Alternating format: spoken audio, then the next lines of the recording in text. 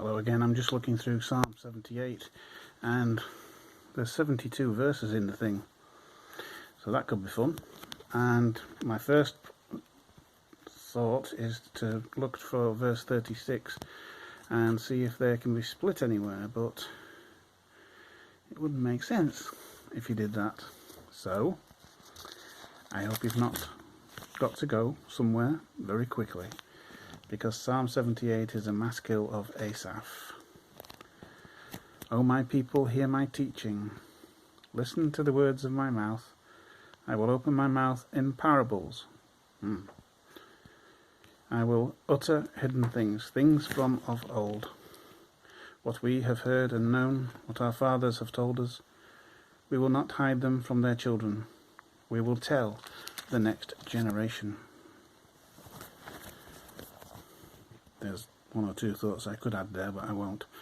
The praiseworthy deeds of the Lord, his power and the wonders he has done. He decreed statutes for Jacob and established the law in Israel, which he commanded our forefathers to teach their children, so that the next generation would know them, even the children yet to be born. And they in turn would tell their children. As someone who wasn't churched as a boy, I envy such people. I really do. I know I shouldn't, but I do. Those that were brought up in the church. Then they would put their trust in God, verse 7, and would not forget his deeds, but would keep his commands. They would not be like their forefathers, a stubborn and rebellious generation, whose hearts were not loyal to God, whose spirits were not faithful to him. The men of Ephraim, though armed with bows, turned back on the day of battle. I was bound to make that mistake. It's one of those words. They did not keep God's covenant and refused to live by his law. They forgot what he had done, the wonders he had shown them. He did miracles in the sight of their fathers in the land of Egypt, in the region of Zoan. He divided the sea and led them through. He made the water stand firm like a wall. Great description. He guided them with the cloud by day and with light from the fire all night. He split the rocks in the desert and gave them water as abundant as the seas. He brought streams out of a rocky crag and made water flow down like rivers. But they continued to sin against him, rebelling in the desert against the Most High. They willfully put God to the test by demanding the food they craved. They spoke against God. They said, "Can God spread a table in the desert?" When he struck the rock, water gushed out, and streams flowed abundantly. But can he also give us food? Can he supply meat for his people? When the Lord heard them, he was very angry. His fire broke out against Jacob, and his wrath rose against Israel. For they did not believe in God or trust in his deliverance. Yet he gave a command to the skies above, and opened the doors of the heavens. He rained down manna for the people to eat. He gave them the grain of heaven. Why does a certain hymn come to mind? Bread of heaven, feed me now and evermore. Men ate the bread of angels. He sent them all the food they could eat. He let loose the east wind from the heavens and let forth the south wind by his power. He rained meat down on them like dust, flying birds like sand on the seashore. He made them come down inside their camp, all around their tents. They ate until they had more than enough, for he had given them what they craved. But before they turned from the food they craved, even while it was still in their mouths, God's anger rose against them. He put to death the sturdiest among them, cutting down the young men of Israel. You'd think they'd learn, wouldn't you? But look at the next verse. In spite of all this, they kept on sinning. In spite of his wonders, they did not believe. So he ended their days in futility and their years in terror. Whenever God slew them, they would seek him. They eagerly turned to him again. They remembered that God was their rock, that God Most High was their Redeemer. But then they would flatter him with their mouths, lying to him with their tongues. Their hearts were not loyal to him. They were not faithful to his covenant.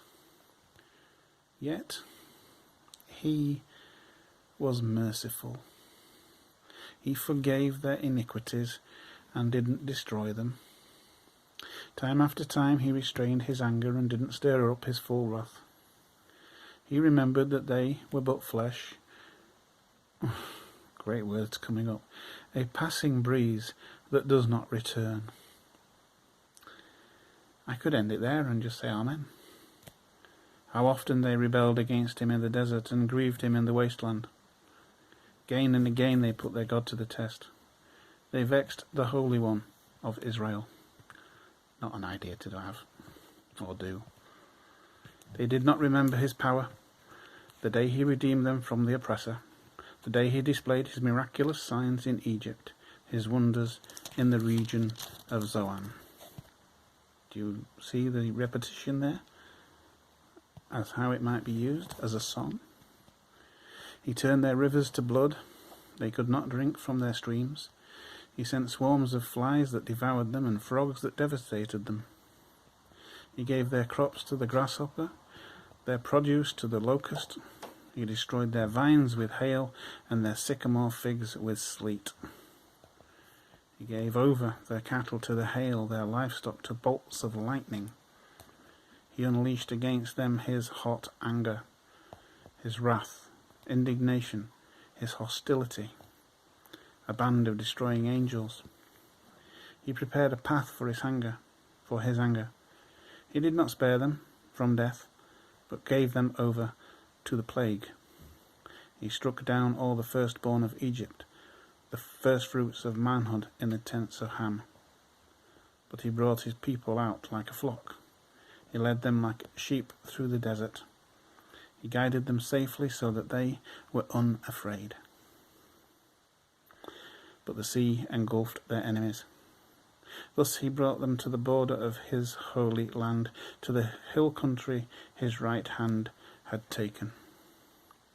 He drove out nations before them and allotted their lands to them as an inheritance. He settled the tribes of Israel in their homes. But once again they put their God to the test and rebelled against the Most High. They didn't keep his statutes. Like their fathers, they were disloyal and faithless, as unreliable as a faulty bow. I got it right that time. They angered him with their high places. They aroused his jealousy with their idols. And God heard them. He was very angry. That's what I get for not turning the volume down. He rejected Israel completely. He abandoned the tabernacle of Shiloh, the tent he had set up amongst men. He sent the ark of his might into captivity, his splendour into the hands of the enemy. He gave his people over to the sword. He was very angry with his inheritance. Fire consumed their young men, and their maidens had no wedding songs. Their priests were put to the sword, and their widows could not even weep. Then the Lord awoke from sleep, as from sleep, as a man wakes from the stupor of wine. He beat back his enemies. He put them to everlasting shame. Then he rejected the tents of Joseph. He did not choose the tribe of Ephraim, but he chose the tribe of Judah, Mount Zion, which he loved. He built his sanctuary like the heights, like the earth that he established forever. He chose David his servant and took him from the sheep pens. From tending the sheep, he brought him to be the shepherd of his people, Jacob of Israel, his inheritance. And David shepherded them. Still can't get that word out. With integrity of heart, with skillful hands, he led them. David the shepherd, who shepherded, I got it, who shepherded his people Israel. Amen. In one very long psalm, what we get there is a history lesson from Genesis right through to where we are now, and how someone writing this down remembers how it all came upon David, the shepherd boy, who was able to lead his people into great and wonderful things. But it keeps saying, doesn't it? But then they rejected him. They rejected God. But then they put their God to the test and rebelled against the Most High. They did not keep his statutes. Think about this for a second. Why is it that we still, today, keep doing this? That's your thought for the day. God bless you, and amen.